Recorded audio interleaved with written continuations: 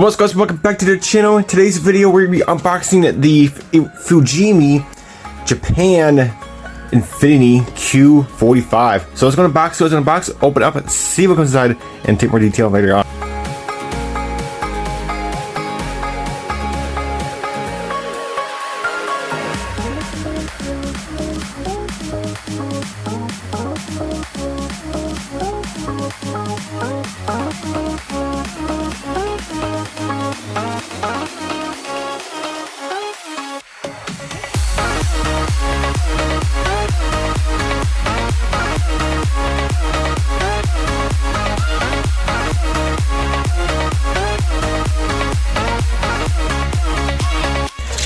Alrighty, so we're going to off with some odds and ends parts. We do have like a chrome, sort of a chrome like piece here that has some cut trims. Looks like for your tail lights, and I'm not really sure what those are. And then on this side you do have your decal sheet. Really nice.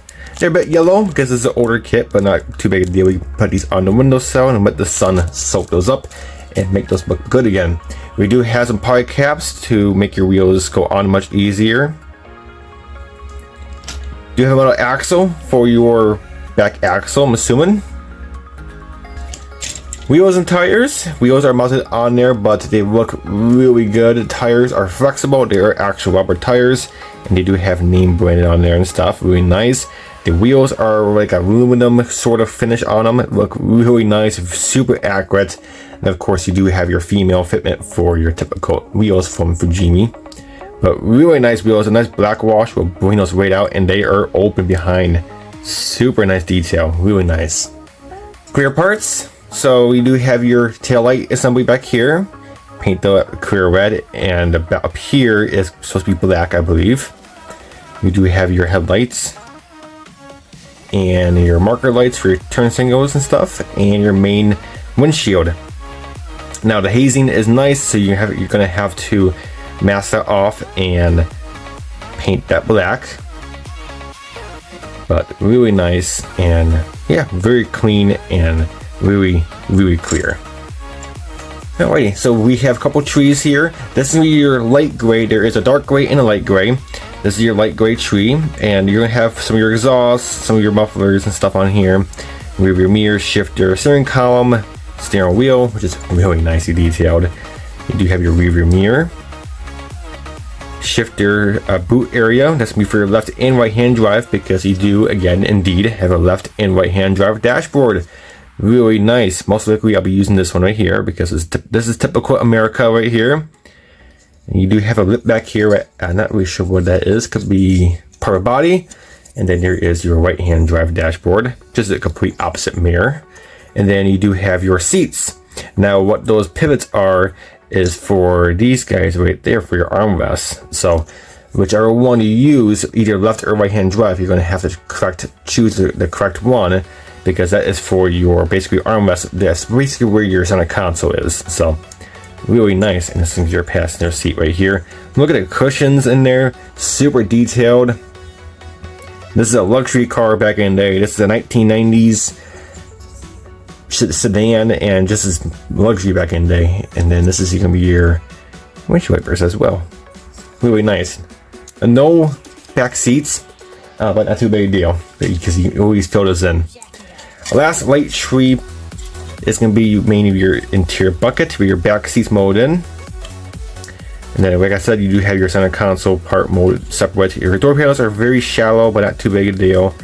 And you do have your lower diffuser right there, open, really nice, but good detail. All right, so a dark tree. This can be for mainly of your chassis components, and you do have your front brakes with your steering, and your rear brakes. Brake discs are actually pretty nicely detailed. You can paint them silver and stuff, bring out detail. License plate frame, and your back axle and back suspension, all that good stuff right there. Your drive shaft molded in, some pins to hold your wheels, and then you do have your front skid plate, or the engine cover you want to call it. Your spare wheel cover, and your heat shield for your exhaust right there. Your steering shaft, and more exhaust looks like. Then the last tree is going to be another skid plate. I'm assuming one's for your front, or they're both for your front. Not really sure which one's different, but. And then there is your chassis. So now this is a curbside kit because you don't have full engine detail, but you do have bottom side detail for your engine. Really nice. I believe this comes with a V6 or V8. I'm not exactly sure. It looks like a V6 to me for the size of the engine. Transmission is molded in and partially of your exhaust is molded in, but you can easily detail paint that. And then like I mentioned, your whole rear section is molded separate, but very nicely detailed, and upper detail is very shallow, but that's where your interior goes, and none of this up here will be seen. Last piece in this puzzle is going to be your body, and it is molded in this like really nice dark metallic blue purple. I mean, this is actually really nice. Now the thing that kills it is you do have that huge mold line down the middle, or how the molds come together. It's just dark, so that's unfortunate. Unless you can sand it, but I'm not really sure if you can sand that. But if that wasn't there, you can easily polish this out and make it look really nice. But this is actually really nicely molded in color. Now the panel lines are pretty good. These are really good panel lines. I mean, you don't have to do too much to them. Now this is a 4-door sedan, which is really cool. And you do have your back. All your bumpers are molded in, so you basically your body's pretty much ready. All you do is get it sanded, get it prepped for primer and paint if you choose to do so. And here's your front end. You do have to paint your headlight buckets in chrome because there is no chrome parts in this kit. It's just you have your headlight lenses for your glass, but you are going to have to paint that in like a chrome finish, so it has to be effective. Front bumper. There's your marker lights and stuff.